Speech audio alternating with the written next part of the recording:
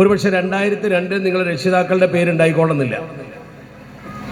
അപ്പം നമ്മുടെ വീടുകളിലേക്കൊക്കെ ഇനി BLOമാർ വരും. ഞാൻ ഈ പറയുന്ന വിഷയം ശരിക്കും മനസ്സിലാക്കണം. ഈ അപേക്ഷ കൊടുക്കുമ്പോൾ അത് പരിഗണിക്കാനും പരിഗണിക്കാതിരിക്കാനും ഒക്കെ ഉള്ള അധികാരം ഈ ബ്ലോക്ക് ലെവൽ ഓഫീസർക്കാർ, അതുപോലെ തന്നെ ഇലക്ഷൻ രജിസ്ട്രേഷൻ ഓഫീസർ എന്ന് പറയുന്ന ERO എന്ന് പറയുന്ന ഒരു ഓഫീസർ മണ്ഡലത്തിലുണ്ടാവും. അയാൾക്ക് നിങ്ങളിതിൽ ചേർക്കണോ ചേർക്കണ്ടയോ എന്ന് തീരുമാനിക്കാം. ഇങ്ങനെ ഒരുപാട് ആളുകളെ വോട്ടർ പട്ടികയിൽ നിന്ന് ഒഴിവാക്കാനുള്ള ഒരു ശ്രമത്തിൻ്റെ ഭാഗമാണ് ഇപ്പോൾ ഈ നടന്നുകൊണ്ടിരിക്കുന്നത്.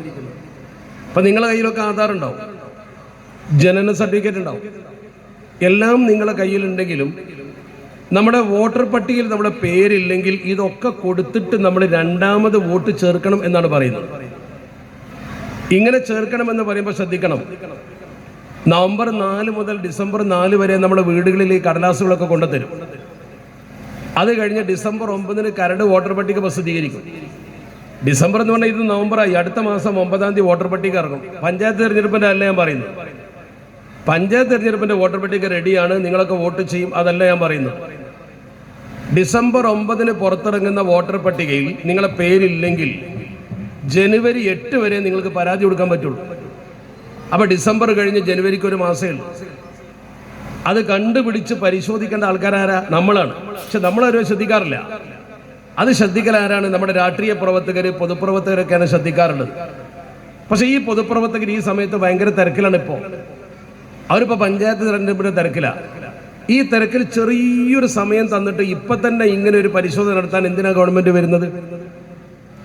ഇതിൻ്റെ പ്രധാനപ്പെട്ട കാരണം ഒരുപാട് ആളുകളുടെ വോട്ട് അതിൽ നിന്ന് നഷ്ടപ്പെട്ടു പോകും. ഫെബ്രുവരി മാസം 7-ാം തീയതി, അടുത്ത ഫെബ്രുവരി എന്ന് പറഞ്ഞാൽ നവംബറായി, ഡിസംബർ, ജനുവരി, ഫെബ്രുവരി 3 മാസം ഉണ്ട് നമ്മൾ കരുതും. 3 മാസം ഇല്ല, ശരിക്കും ഒരു മാസമേ നമുക്ക്.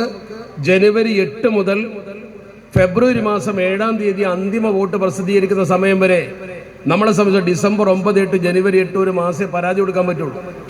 ആ പരാതി കൊടുത്താൽ തന്നെ നമ്മളതിൻ്റെ ഹിയറിങ്ങിന് പോകണം. എന്നിട്ട് ഓഫീസറുടെ മുമ്പിൽ ഈ രേഖകളൊക്കെ തെളിയിക്കണം. നമ്മൾ ആൾക്കാരെന്ത് ചെയ്യും? അത്രയൊക്കെ കഷ്ടപ്പെട്ട് ഇപ്പം എന്തിനാ വോട്ടുണ്ടാക്കുന്നതെന്ന് വിചാരിക്കും. അങ്ങനെ വോട്ട് നഷ്ടപ്പെട്ട് പട്ടിക ഇറങ്ങി. ആസാമിൽ എന്താ സംഭവിച്ചത്? ഇപ്പം ബീഹാറിൽ എന്താ സംഭവിച്ചുകൊണ്ടിരിക്കുന്നത്? വോട്ടർ പട്ടികയിൽ പേരില്ലെങ്കിൽ പിന്നെ നിങ്ങൾ ഇന്ത്യൻ പൗരനല്ല. നിങ്ങൾ ഇന്ത്യൻ പൗരനല്ലാതെ വന്നാൽ ഈ രാജ്യത്ത് നിന്ന് നിങ്ങൾ പുറത്തു പോകേണ്ട ഒരു അവസ്ഥ വരും. ആസാമിൽ വന്നു. ഡിറ്റൻഷൻ സെന്ററിലെ ആളുകൾ, ഡിറ്റൻഷൻ സെന്റർ എന്ന് പറഞ്ഞാൽ ജയിലാണ്. നിങ്ങൾ ഇന്ത്യൻ പൗരനല്ലെങ്കിൽ നിങ്ങളെ ജയിലിൽ കൊണ്ടുപോയിടും. ഭക്ഷണവും സൗകര്യവും പൂർണ്ണമായി ലഭ്യമാകാതെ ഒരുപാട് സഹോദരിമാരും സഹോദരന്മാരും ആസാമിൽ ജയിലിൽ കിടക്കുന്നുണ്ട്. നല്ല പേരാ ഡിറ്റൻഷൻ സെന്റർ എന്ന പേര്, പക്ഷെ ജയിലാണ്. പശ്ചിമ ബംഗാളിൽ നിന്ന് ഒരുപാട് ആളുകളെ പുറത്താക്കി, കോടതി ഇടപെട്ട് ചില ആൾക്കാർ കൊണ്ടുവരുന്ന കണ്ടോ നിങ്ങൾ? ആസാമിൽ നടപ്പാക്കിയപ്പോൾ ബഹുഭൂരിപക്ഷം ആളുകളും പുറത്തുപോയി.